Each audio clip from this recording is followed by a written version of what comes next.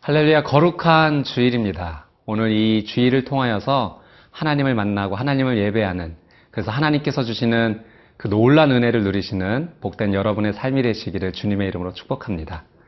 사람의 인생 가운데는 두 가지가 있는 것 같습니다. 첫 번째는 귀하게 생명과 은혜를 주는 인생이 있고, 또 두 번째는 절망과 아픔을 주는 인생이 있는 것 같습니다. 생명과 은혜를 주는 인생을 사는 사람을 만나게 되면 마치 목마른 여름날에 생수를 마시듯이 그런 놀라운 기쁨이 임하게 되죠. 반대로 절망과 아픔을 주는 인생은 우리의 에너지를 빼앗아 가는 것 같습니다. 여러분 어떤 인생을 살고 계신가요? 오늘 말씀을 만나기 전 한번 생각해 보며 말씀 속으로 가보도록 하겠습니다.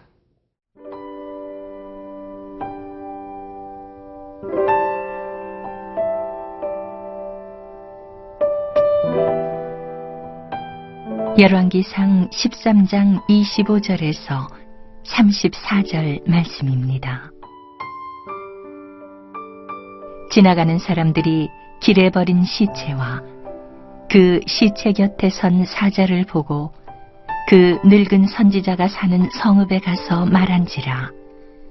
그 사람을 길에서 데리고 돌아간 선지자가 듣고 말하되, 이는 여호와의 말씀을 어긴 하나님의 사람이로다. 여호와께서 그에게 하신 말씀과 같이 여호와께서 그를 사자에게 넘기심에 사자가 그를 찢어 죽였도다 하고, 이에 그의 아들들에게 말하여 이르되, 나를 위하여 나귀의 안장을 지우라. 그들이 안장을 지우매 그가 가서 본즉 그의 시체가 길에 버린 바 되었고, 나귀와 사자는 그 시체 곁에 서 있는데 사자가 시체를 먹지도 아니하였고 나귀를 찢지도 아니하였더라. 늙은 선지자가 하나님의 사람의 시체를 들어 나귀에 실어가지고 돌아와 자기 성읍으로 들어가서 슬피 울며 장사하되, 곧 그의 시체를 자기의 묘실에 두고 오호라 내 형제여 하며 그를 위하여 슬피 우니라. 그 사람을 장사한 후에 그가 그 아들들에게 말하여 이르되, 내가 죽거든 하나님의 사람을 장사한 묘실에 나를 장사하되 내 뼈를 그의 뼈 곁에 두라. 그가 여호와의 말씀으로 베델에 있는 제단을 향하고 또 사마리아 성읍들에 있는 모든 산당을 향하여 외쳐 말한 것이 반드시 이룰 것임이니라. 여로보암이 이 일 후에도 그의 악한 길에서 떠나 돌이키지 아니하고 다시 일반 백성을 산당의 제사장으로 삼되, 누구든지 자원하면 그 사람을 산당의 제사장으로 삼았으므로 이 일이 여로보암 집의 죄가 되어 그 집이 땅 위에서 끊어져 멸망하게 되니라. 오늘 본문 25절 말씀은 이렇게 시작합니다.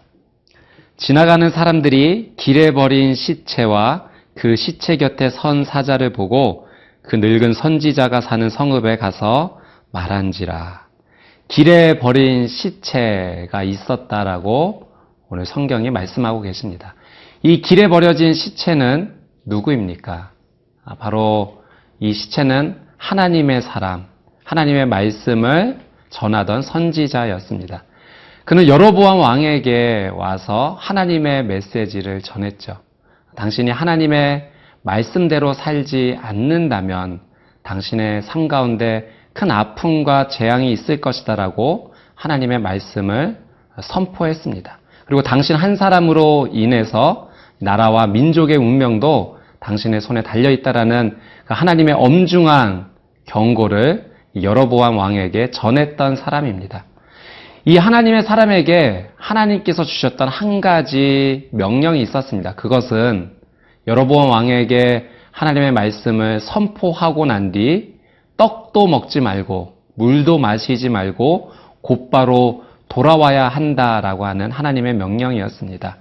여로보암의 제안에도 하나님의 선지자가 처음에는 떡과 물을 수용하지 않고 하나님의 말씀에 순종하여 자신의 갈 길을 가고 돌아왔습니다. 그런데 가던 중에 베델에 있던 한 늙은 선지자가 찾아와서 이렇게 얘기하는 것이었습니다. 나도 당신과 같은 선지자입니다. 하나님께서 내게 말씀을 주셨는데 나와 함께 떡을 먹고 물을 먹자라는 것을 제안하게 되었습니다. 이 하나님의 선지자는 이 베델의 늙은 선지자의 말에 속아서 함께 떡을 먹고 물을 마셨습니다. 그런데 이것은 하나님께서 원하시지 않던 삶이었어요. 결국 불순종의 삶을 살았기 때문에 그가 돌아가던 길에 사자를 만나 죽임을 당했던 것입니다. 사랑하는 여러분, 이 한 사건을 통해서 우리는 한 가지 중요한 사실을 깨닫습니다. 그것은 죄가 우리의 삶 가운데 얼마나 크고 무서운 결과를 가져오는지에 대해서 알 수가 있는 것이죠. 죄는 큰 것이든 작은 것이든 반드시 그 심판의 결과를 초래합니다. 죄의 마지막은 항상 죽음이 기다리고 있다는 사실을 우리는 잊지 말아야 됩니다. 여러분, 살인하는 죄가 큽니까? 아니면 한 형제에 대해서 욕하는 것이 크겠습니까? 이 사람의 생각으로 생각할 때는 사람을 죽이는 것이 더 무서운 죄겠죠. 그러나 하나님의 입장에서는 모두가 똑같은 죄일 뿐입니다. 간음하는 것도 큰 죄이지만 마음속에 음욕을 품는 것도 하나님 앞에서는 커다란 죄입니다. 오늘 여러분의 삶 가운데 죄의 크고 작음을 생각하지 마시고 죄는 무조건 민감히 여겨 하나님 앞에서 거룩하게 사는 여러분의 삶이 되시기를 바랍니다. 또 한 가지 우리가 생각할 것은 이 베델의 한 선지자의 말 때문에 하나님의 사람이 죽임을 당했다라고 하는 사실이죠. 한 사람의 말, 한 사람의 행동이 그 사람으로 하여금 절망과 좌절과 아픔, 죽음까지도 경험하게 만든 것입니다. 사랑하는 여러분, 오늘 우리의 한마디 말, 우리 삶의 한 가지 행동이 다른 사람에게 주는 영향력이 있는 것을 우리는 알게 됩니다. 여러분, 오늘 여러분이 이 하루를 보내실 때 한마디 말하는 것, 그리고 행동하는 것, 하나님 앞에서 다시 한번 잘 생각해 보며 신중하게 행동하시게 되기를 바랍니다. 여러분의 말과 행동을 통하여 절망과 아픔이 전달되어지지 않고 생명과 기쁨이 전달되어지게 되기를 주님의 이름으로 축복합니다.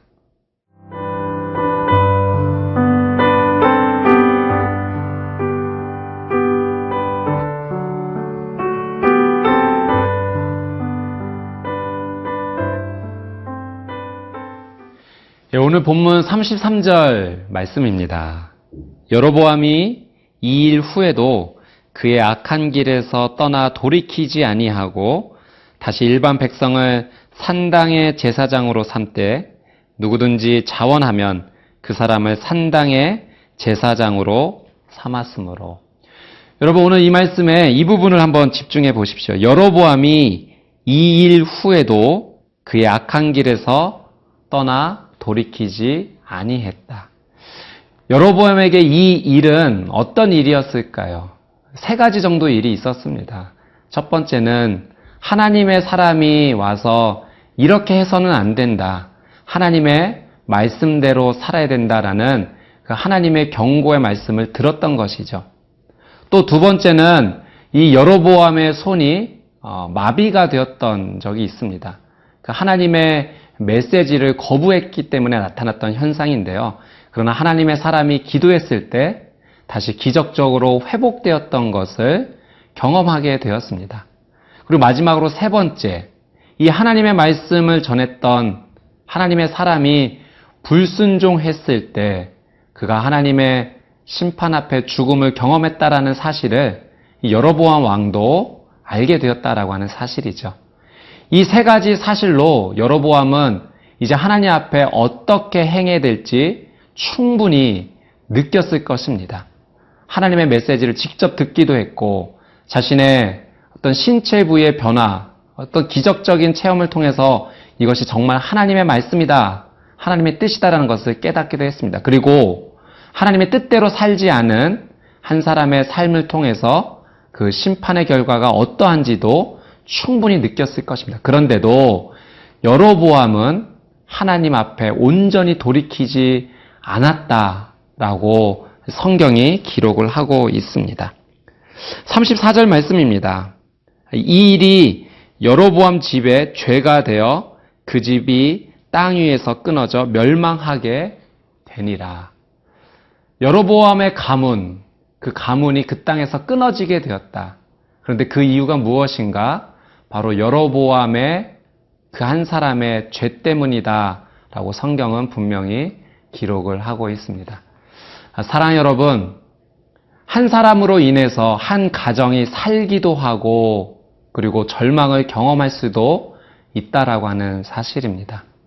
한 사람을 통해서 하나님의 은혜가 흘러가는 축복의 통로가 되기도 하지만 또 여로보암의 가문처럼 한 집안이 그 땅에서 끊어지게 되는 일도 있게 됩니다. 하나님 앞에 돌아오는 것은 그 사람이 기적을 체험했다라고 돌아오는 것은 아닙니다. 하나님을 정말 사랑하는 마음으로, 경외하는 마음으로 그 마음을 주 앞에 올려드리기 시작할 때, 그렇게 겸손하게 낮아질 때 한 사람은 하나님 앞에 돌아올 수 있습니다.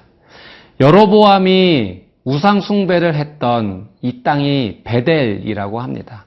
원래 베델은 야곱이 하나님을 만났던 장소죠. 그래서 하나님의 집이라는 뜻으로 베델이라는 지명이 생기게 된 것입니다. 그런데 이제 그 땅이 우상을 숭배하는 땅이 되고 말았습니다. 이유는 한 가지입니다. 하나님의 임재가 그 땅에서 사라졌기 때문에 그렇죠. 사랑 여러분, 우리의 인생도 마찬가지입니다. 원래부터 태어날 때부터 거룩하고 소중하게 구별된 그런 인생은 따로 있지 않습니다. 아무리 어렵고 힘들다 하더라도 그 땅에, 그 가정에 하나님의 임재가 임하면 거룩한 땅이 될 수 있는 것입니다. 그러나 하나님의 임재가 떠나면 아픔의 땅이 될 수도 있는 것이죠. 오늘 여러분의 삶 가운데 하나님의 말씀, 하나님의 임재하심으로 말미암아 다시 한번 살아나는 그 놀라운 은혜가 있게 되기를 주님의 이름으로 축복합니다. 같이 기도하겠습니다. 사랑하는 주님, 하나님 앞에 나와 하나님의 뜻을 따라 살아가는 것이 얼마나 중요한 것인지 다시 한번 깨닫게 되었습니다. 하나님 임재하시는 하나님의 말씀이 임하는 거룩한 삶이 되게 하사 한 사람을 통하여 한 가정이 회복되고 직장이 일어서고 교회가 부흥하며 한 지역과 사회가 일어설 수 있도록 하나님 주님의 놀라운 은혜로 함께하여 주시옵소서. 감사드리며 예수님의 이름으로 기도드립니다. 아멘.